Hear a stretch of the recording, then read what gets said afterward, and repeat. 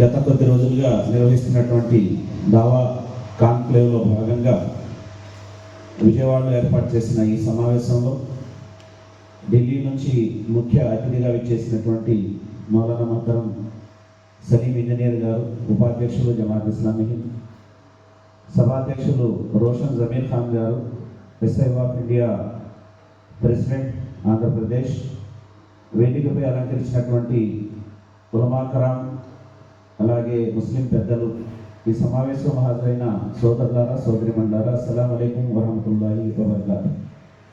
సమయం తక్కువగా ఉంది కాబట్టి వివరాల్లోకి వెళ్లకుండా కొన్ని విషయాలు ముఖ్యంగా మీ ముందు ప్రస్తావించే ప్రయత్నం చేస్తాను. సందేశ ప్రచార రంగంలో జ్ఞానపరమైన, ఆచరణపరమైనటువంటి అవసరాలు ఏమిటి అనేది ఇక్కడ ఇవ్వబడినటువంటి టాపిక్.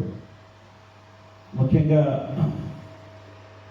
ఇస్లాం సందేశం కేవలం ప్రవక్తలందరూ దైవ సందేశాన్ని అందజేయడానికి వచ్చారు అని ఎవరైనా అనుకుంటే వాళ్ళు ఖురాన్ని మరియు అంబియా అలైహిస్సలాం అని మనం చెప్పచ్చు. ఎందుకంటే అంబియా అలైహిస్సలాం వచ్చింది కేవలం దైవ సందేశాన్ని దైవదాసులకు చేరవేయడానికి మాత్రమే కాదు, దైవ ధర్మాన్ని జీవితంలోని, సమాజంలోని అన్ని కోణాల్లో స్థాపించడానికి వాళ్ళు వచ్చారు. అందుకనే ఖురాన్లో సూర షూరా 42వ సూర 13వ ఆయతలో అల్లాహ్ సుబ్హానహు వ తఆలా అంటాడు, షరఅలకుం మినద్దీని మా వస్సా బిహి నూహం వల్లజీ అవహైనా ఇలైక వమా వస్సైనా బిహి ఇబ్రాహీమ వ మూసా వ ఈసా అన్ అకీముద్దీన వలా తతఫర్రఖు ఫీహి. మేము నూహుకు ఏ ధర్మాన్ని ఇచ్చామో అదే ధర్మాన్ని దాని వైపునకి నువ్వు ప్రజలు పిలుస్తున్నావు. అదే ధర్మాన్ని ఇందుకు పూర్వం మేము ఇబ్రాహీంకి ఇచ్చాము, మూసాకి ఇచ్చాము, ఈసాకి ఇచ్చాము. ఎందుకు ఇచ్చామంటే అనాకీముద్దీన్, ధర్మాన్ని స్థాపించమని, వలా తతఫర్రఖు ఫీహి, దీన్ని స్థాపించే విషయంలో విభేదాలకు గురి కాకండి అని తాకీదు చేస్తుంది. అంటే అంబియా అలైహిస్సలాం యొక్క మిషన్ ఏమిటంటే దైవ ధర్మ సంస్థాపన. దైవ ధర్మ సంస్థాపన అసలు లక్ష్యం అయితే ఆ లక్ష్యాన్ని సాధించడానికి మనం ఎంచుకునేటువంటి మార్గాలు ఏవైతే ఉన్నాయో అవి సందేశ ప్రచారం అంటే దావతే దీన్, అదేవిధంగా ఖిద్మత్, అదేవిధంగా అనేక రకాలైనటువంటి శోభాన్ని మనం తీసుకుని సందేశ ప్రచారాన్ని హైలైట్ చేస్తూ మనం పనిచేస్తాం. అయితే లక్ష్యం మాత్రం ఏమిటంటే దేవుని భూమి మీద దేవుని ధర్మం స్థాపించబడాలి. అది వ్యక్తిత్వం మీద స్థాపించబడాలి, కుటుంబాల మీద స్థాపించబడాలి, సమాజంలో స్థాపించబడాలి, రాజ్యంలో స్థాపించబడాలి, అన్ని చోట్ల కూడా దైవధర్మం సంస్థాపించబడాలి. ఇదే విషయం గురించి ప్రవక్తలు కృషి చేశారు, ప్రయత్నం చేశారు. అందుగురించి అల్లాహ్ సుబ్హానహు వ తఆలా ప్రవక్తలు ఇంకొక చోట అంటాడు ఖురాన్లో, మేము మా ప్రవక్తలు ఎందుకు పంపించామంటే తాగూత్ వ్యవస్థను విచ్ఛిన్నం చేసి దాని స్థానంలో దైవిక వ్యవస్థను సంస్థాపించడానికి అనే విషయాన్ని అల్లాహ్ సుబ్హానహు వ తఆలా ప్రస్తావిస్తారు.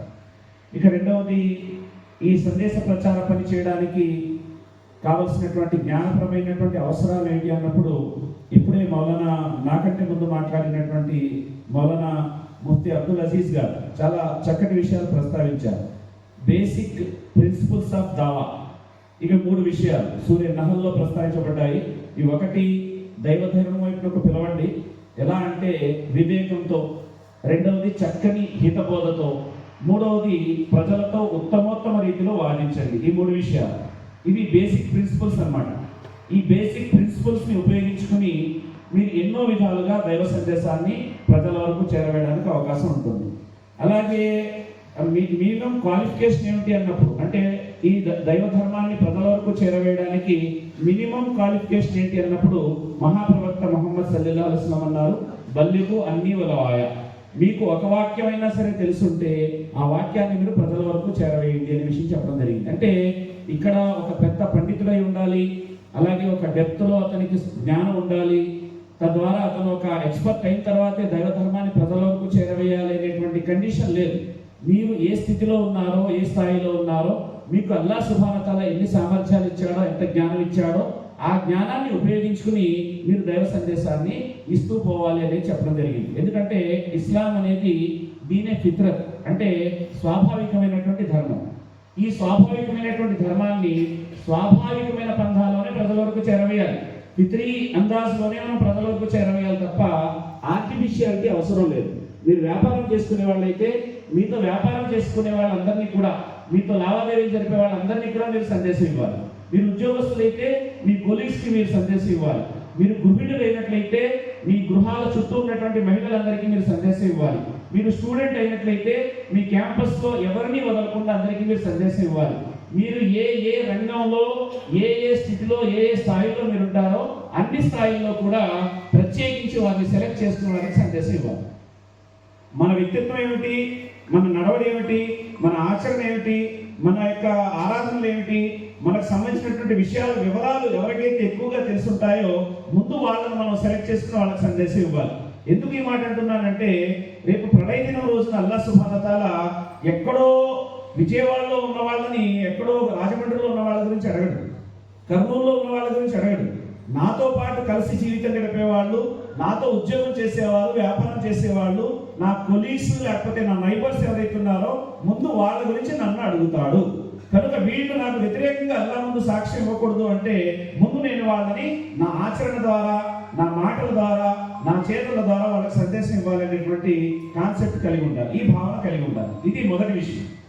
దీనికి పెద్దగా చదువుకోవాల్సిన అవసరం లేదు.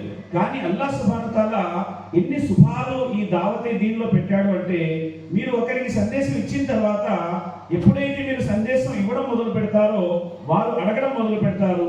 వారు అడిగినటువంటి ప్రశ్నలకు మీరు రెడీ చేసుకోవడం, సిద్ధం అవడం మొదలు పెడతారు. తద్వారా అల్లాహ్ తఆలా మన నాలెడ్జ్ని కూడా ఏం చేస్తాడు, చాలా ఉన్నతమైన స్థాయికి తీసుకెళ్తాడు. కనుక ఇక్కడ జ్ఞానాన్ని పెంపొందించుకోవడానికి, జ్ఞాన సముపార్జన చేయడానికి మొట్టమొదట మనం మైదానంలో దిగాలి. మైదానంలోకి వెళ్తే ఆటోమేటిక్గా ప్రశ్నలు ఎదురవుతాయి. ఆ తర్వాత మనకు